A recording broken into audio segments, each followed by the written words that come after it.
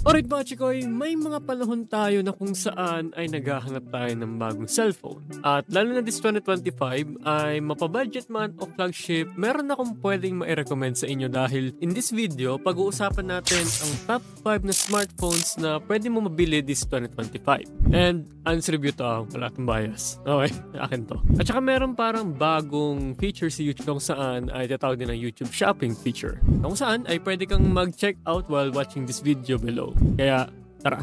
Okay, sa unang-una ng listahan natin ay walang iba kundi ang Redmi Note 14 Pro, which is certified na budget ito dahil may 13,000 to 15,000 lang ito sa Shopee. Ang specification nito ay walang iba kundi ang Snapdragon 7S Gen 2 at meron ito may 6.67-inch na AMOLED display na meron mahigit 120Hz. Sa camera naman ito ay meron ito mahigit 200 megapixel na camera at meron naman 16 megapixel selfie camera. Maganda na yung picture quality niya but it's not the best but you get what you paid for. Meron ito mahigit 5,000 mAh na battery at mahigit 67 watts ang kanyang fast charging. At ang version ng UI nito ay walang iba kundi ang MIUI 14 Android 13. Unang napansin ko dito ay yung color niya pati yung camera niya. Malinis yung pagkakulay lime green niya at saka first time lang ako makahawak ng phone na may ganitong layout. At pagdating naman sa kanyang 200 megapixel na camera, sobrang detailed dito pagdating sa daylight shots. At kung makikita niyo naman dito, pagdating naman sa low light, it's not the best but it will give you the decent result na gusto ninyo. Pagdating naman sa gaming, katulad ng mga ML at COD-M ay kayang-kaya naman niya. Pero pagdating sa medyo mga heavy kasunod naman ng Genshin or sabihin natin yung mga iba pang mga lineup ng MiHoYo, ay kailangan mo ng konting tweaks sa graphics nila para malaro mo siya na maayos. At naka 67 was fast charging ka, sa loob pa lang ng 40 minutes ay full charge itong phone na ito. Okay, ito pa sa mga may mga tight budget pero decente. Para sa ganitong presyo sa Shopee na 13,000 to 14,000, ay doon na makakuha ka ng high resolution ng camera, smooth na 120Hz na AMOLED display, at saka fast charging. Ang cons nga lang nito, napakadami nga lang niyang bloatware at hindi siya para sa mga heavy gamers. Ngayon, kung sa iPhone line-up naman ang pag-uusapan natin, syempre hindi naman natin pwede exclude yung iPhone dahil may mga magandang mga line-up din naman sila. Marirecommend ko sa inyo pagdating sa budget ay walang iba kundi ang iPhone 13. Isa ito kasi sa best value in the market ngayon. Itong si iPhone 13 kasi ay mahigit na sa 22,000 to 27,000 sa Shopee. At nung una kong binuksan mismo yung box nito ay nagulat ako sa dating nito dahil ngayon na ako nakahawak ng iPhone 13 dahil tumalon na kagad kasi ako sa iPhone 15 which is pag-usapan natin yun mamaya. At pagdating sa chip naman nito ay naka A15 Bionic chip nito which is decent enough para sa ganitong taon. At the same time ay meron itong 6.1-inch na Super Retina OLED display. Meron itong dual 12 megapixel na camera na mayroong mahigit 3,240 mAh na battery. And yes po, iOS 17 ito, nag-update pa rin ito, okay? Kasi kung gusto mo kasi ng entry-level na iPhone this 2025, solid pa rin si iPhone 13. Hindi siya flashy na ng mga ibang phones, pero nung hinawakan ko to for the first time, ay nagustuhan ko yung back glass niya. Kasi even though na maraming issue mismo ang back glass nun dahil madali silang mabasag at mahal silang i-repair. Pero I can see the idea kung bakit gustong-gusto nila yung ganitong klase ng iPhone noon. Tsaka smooth and maganda yung performance niya, lalo na pagdating sa camera. Tsaka plus kahit ilang taon na siya, like syempre, it's been years since na-release itong iPhone 13, ay meron pa rin siyang iOS updates for a couple of years. Kaya maganda ito para sa mga estudyante at saka sa mga content creators na naka-budget. At bukod doon ang maganda rito ay reliable yung performance niya at maganda siya for video recording. Ayun nga lang, ang problema lang dito, naka-lightning cable pa rin siya at marami kang makikitang fingerprint sa likod niya dahil sa backlash niya. And 60Hz lang ang kanyang display which is wala tayong 120Hz for smooth mismo na smooth viewing. Okay, ngayon, kung gusto mo ng balance sa performance at value, pwede ko i-recommend sa'yo si Samsung Galaxy S24 FE na kung saan ay mahigit 28,000 to 32,000 lang ito sa Shopee. Kasi para sa akin, ito yung best na mid-range phone this 2025. Bakit? So kasi para sa akin, ang fresh ng itsura niya, lalo na yung kulay niya, pero hindi lang ako dun bumasi kasi. Or baka fan lang talaga ako ng blue colors, pero hindi kasi yun yung pinaka main point ko dito. Kasi kung titignan nyo itong phone na ito, ay meron itong Snapdragon 8 Gen 2. 6.5-inch na AMOLED display na mahigit 120Hz ang kanyang refresh rate. At syempre, meron itong tatlong camera sa likod na kung saan ay meron itong 50 megapixel, 12 megapixel na ultra-wide at saka 8 megapixel na telephoto lens. And not to mention, malaki yung kanyang battery na 4,500 mAh. At yun nga lang, medyo nagkakatala lang tayo ng onte sa kanyang charging pero sabihin ko yan mamaya sa inyo dahil meron itong mahigit 25 watts na fast charging. Ngayon, pagdating naman sa version niya, Android 14 siya and ang kanyang UI ay One UI 6.1 yung version. Kung ikaw naman yung taong naghahanap ng cellphone na kaya ang performance, smooth lang pagdating sa multitasking, kayang-kaya yung gaming at flexible yung camera setup niya, ito yung para sa'yo. Kasi wala ka masyadong compromise dito. Except maybe yung charging speed niya. Hindi ganun kabilis. Pero okay ito sa lahat kung ayaw nyo mag-sacrifice ng mga features na nasa tamang price range. Ano ba maganda sa phone na to kung gusto nyo na mabilisan? Flagship yung chip niya, mid-range yung price, tsaka versatile yung camera niya. Ang cons nga lang nito, yun nga, mabagal nga ang charging niya at medyo bulky siya. Like, medyo makapal siya kung titignan niyo dito. Next, dako naman tayo sa mga flagship phone para sa may mga extrang budget dyan. So, una sa listahan ko pagdating sa flagship ay si Samsung Galaxy S25 Ultra. Na kung gusto mo na kasi ng ultimate power, premium look, na kung saan ay pwedeng makasira ng hollow blocks, joke lang.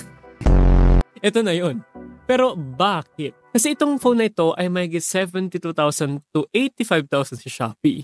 Kasi kung titignan natin yung specification niya, ay meron itong mahigit Snapdragon 8 Gen 4 which is yan yung pinaka-latest na chip ngayon this 2025. At meron itong mahigit 6.8-inch wide quad high definition plus AMOLED display. Ibig sabihin na mas mataas ang kanyang screen resolution para mga gustong mag-gaming at saka productivity. Pagdating naman sa camera natin ay meron 200 megapixel, 50 megapixel na ultra-wide at saka dual na telephoto lens. Pagdating sa RAM ay meron ito mahigit 12 GB na RAM at saka up to 1 TB yung kanyang storage. O syempre, depende pa rin yun kasi bawat variant dito ay mas tumataas yung presyo nito. So, nasa iyo na kung ano yung gustong sa variant ng RAM tsaka ng storage. Pagdating naman sa battery niya, napakalaki nito, mahigit 5,000 mAh na mahigit 45 watts ang kanyang charging. At syempre, it comes with S Pen. Hindi naman mawawala ang S Pen pagdating naman sa ganitong lineup, which is ginagamit ito para sa mga gustong mag-drawing o sabihin natin mahilig sa mga arts. Kung tatanungin mo kasi ako, ito kasi ang phone ng creators, professionals, at mga multitaskers. Bakit? Bukod sa maganda yung display niya, stable yung zoom shots niya.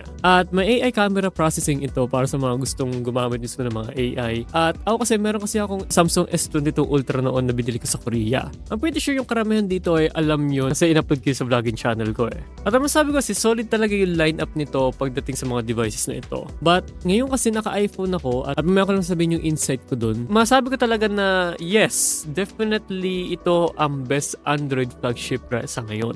Kasi bukod kasi sa maganda yung display niya, meron siyang S Pen features, all around the performance, ay matibay siya, as in napaka-premium niya. Kaya sa cons naman, mahal talaga ito. Like, kasi yung word na flagship eh. But, may konting Samsung bloatware ito, pero hindi naman siya yung parang bothering para sa akin. Pwede mo naman detangkalin yung iba dun kung gusto mo. Marami kang isi-set up pagdating sa startup, pero given naman kasi ito kung bakit eh. Okay, last but not least, kung hindi mo gusto yung Android flagship, then I got you pa rin naman syempre. So ito si iPhone 16 Pro Max. Pero may catch ito ha. Pagdating sa specification niya, meron siyang A18 Pro chip na kung saan ay napakabilis no chip mismo ni iPhone which is yung latest. Meron itong 6.7-inch OLED display na meron mahigit 120Hz na ProMotion na tinatawag nila. Pagdating sa camera ay meron itong mahigit 48 megapixel and 12 megapixel ultra-wide at saka bagong telephoto lens nila. And para sa akin, maganda yung picture quality nito. Malinaw at kitang-kita mo yung mga detalye kahit paano. And yes, USB Type-C ito na mayroong action button sa gilid at saka yung bagong button nila. At meron itong magiging titanium frame kung saan ay matibay siya. And yes, iOS 18 din ito yung pinaka-latest mismo. And pagdating kasi sa video quality nito, maganda siya. Kitang-kita nyo naman dito dahil subok ko na rin ang iPhone ecosystem. Hindi naman ako biased na Android lang ako, iPhone lang ako. Kasi gusto kong mangyari, maging versatile ako dito. Like, naging Android ako simula na buhay ako, tapos naka-iPhone ako for the past 3 years. Or magi 3 years more likely. Masabi ko sobrang tibay ng build niya at magaan din dahil sa titanium frame niya. Kasi ngayon kasi, ako po ay naka-iPhone 15 Pro Max. And so far, okay naman ako dito. Pero nahirapan lang kasi ako for the first couple of months nito dahil nag-adjust ako from Android to iPhone. At masabi ko na meron akong mga hinahanap na features galing sa Android na wala sa iPhone. But yung isa pang catch dito ay meron siyang Apple Intelligence features pero hindi pa siya kompleto. Na kung saan ay hindi pa available lahat. In short, sa ngayon ay you're just buying the potential. And when it comes sa kagandahan kasi nito, maganda talaga siya pagdating sa video shooting. And premium yung design niya. Ang cons nga lang dito ay napakamahal niya. Like, napaka-given nito kasi iPhone nito. Ito ay mahigit 85,000 to 95,000 pesos. Depende sa kung anong variant yung pipiliin mo. And yun nga, isa pang cons nito ay hindi pa fully launched yung AI features nito. At ang masabi ko, from a personal subukan na ang Android and iPhone ecosystem, along with other brands masabi ko na it still comes down to your preferences. And itong video na ito ay para lang sa mga naghahanap ng suggestion o kaya konting push para makapagbili ng mga phone nila. At lalo sa mga taong wala ring alam sa mga hardware tsaka sa mga specifications. The more na mas marami kang option, mas maganda. Kasi minsan makakatipid ka pero sobra yung makukuha mo. And there you go! Yan ang top 5 smartphones ulit na sulit bilhin this 2025. From budget hanggang flagship, meron kang pagpipilian. At kung bibili ka, pwede mo pala i-check yung description below dahil may list din na kung saan ay pwede mo siyang mabili. And if you're asking me kung saan mo pwede rin mabili ito, for me, they have the lowest price. Lalo na kung meron kang voucher at kaya ka pa naka-sales or payday sales. Basta make sure to check lang mismo yung description pa para makita niyo yung mga legit mismo ng mga seller. That's why ginawa ko to at makikita niyo mismo yung mga trusted na mga source dyan. And with YouTube Shopping, which is yung bagong feature ngayon, ay pwede ka na mag-check out mismo habang nanonood ng video na ito. Kaya check nyo lang yung mga links sa ibaba. At yun ang aking suggestion sa inyo pagdating sa mga smartphones sa 2025. At comment down below kung anong balak yung kunin na phone or kung ano man yung gusto nyo sa mga sinabi ko. And don't forget na i-check out this Shopee kapag may nagustuhan ka. And yun lang. Thank you so much and I see you guys in the next one. So, bye-bye.